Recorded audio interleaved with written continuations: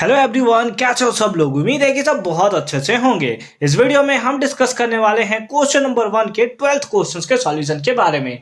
अगर आपने इससे प्रीवियस वीडियो अभी तक नहीं देखा, साथ ही साथ आने वाले वीडियोस का सॉल्यूशन देखना चाहते हो तो कंप्लीट प्लेलिस्ट का लिंक मिलेगा आपको डिस्क्रिप्शन में, तो एक बार डिस्क्रिप्शन आप जरूर चेक कर लोगे। क्वेश्चन नंबर 12 क्या है? An observer at point E, है ना, एक ऑब्जर्वर है जो किस पॉइंट पे है? ई पॉइंट पे, यहां पर कहीं पे वो खड़ा है। ठीक है, अब खड़ा है कि बैठा है ये तो नहीं दिया हुआ, बट है वहीं पे। Which is at a certain distance from a lamp post A B. अच्छा, ये हमारा क्या है? एक लैम्प पोस्ट है ए बी। ठीक है, ये लैम्प पोस्ट है। ठीक है,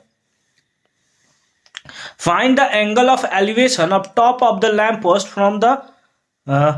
from position C D and E, है ना। सी से, डी से और ई से हमें अलग अलग एंगल दिया गया है, अल्फा बीटा गामा, जैसा कि आपको देखने को मिल रहा है। It is given that B C D E are along the straight line, और सारा का सारा क्या है? स्ट्रेट लाइन में है। ये जरूरी था स्ट्रेट लाइन में ही होना। Which of the following condition is satisfied, है ना, इसमें से कौन सा कंडीशन जो होगा वो सेटिस्फाइड होगा। अगर मैं आपसे पूछूं कि सबसे बड़ा एंगल कौन सा होगा, तो डिस्टेंस जितना दूर हो जाता है ना, तो एंगल भी हमारा क्या होता है? छोटा होता चला जाता है। और डिस्टेंस जितना नजदीक हो तो उससे बनने वाला एंगल भी हमारा क्या होता है? उतना ही बड़ा होता है। तो क्योंकि सबसे नजदीक कौन है? अल्फा है, मतलब अल्फा जो होगा वो सबसे बड़ा होगा, फिर उसके बाद हमारा बीटा होगा, और सबसे छोटा हमारा क्या होगा? गामा होगा, है ना, गामा होगा।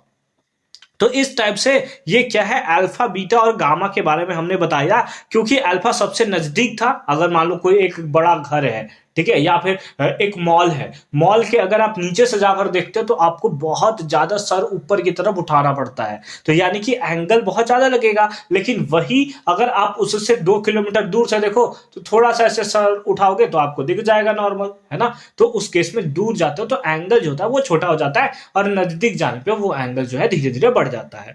बट यहां तो सर हमें टैन्स के फॉर्म में दिया हुआ है, एंगल के टर्म्स में कहां दिया हुआ है? तो टैन के लिए अब आप याद रखोगे, अगर मैं आपसे पूछूं टैन 0 का वैल्यू कितना होता है, तो टैन 0 डिग्री का वैल्यू 0 होता है सर। फिर टैन टैन 30 डिग्री का वैल्यू कितना होता है? 1/√3, है ना, 1/√3। ये भी समथिंग आएगा 0 पॉइंट समथिंग। ठीक है, कितना होता है √3 का वैल्यू? 1.73। तो ये हमारे पास कितना आ जाएगा? दैट इज 0 पॉइंट, ऐसे कुछ हमें वैल्यू देखने को मिलेगा। फिलहाल छोड़ दो। tan 45 का वैल्यू कितना होता है? तो ये 1 होता है। और tan 60 का वैल्यू कितना होता है? तो tan 60 का वैल्यू होता है √3, जिसका वैल्यू कितना होता है? 1.73। कितना होता है? 1.73। तो जैसे जैसे आपने एंगल को इंक्रीज किया, जैसे जैसे आपने एंगल को इंक्रीज किया, वैसे वैसे tan का वैल्यू 0 से बढ़ता हुआ 1.73 पे आया, और tan 90 का वैल्यू इनफाइनाइट होता है। तो मतलब ये धीरे धीरे धीरे क्या हो रहा है? बढ़ता जा रहा है। तो अगर एंगल बढ़ रहा है तो tan का भी वैल्यू क्या हो रहा है? बढ़ रहा है। तो अगर इस केस में मैं आपसे बात करूं कि जो हमने ऊपर वाला केस लिया है, उस केस में भी तो सेम कंडीशन होगा ना।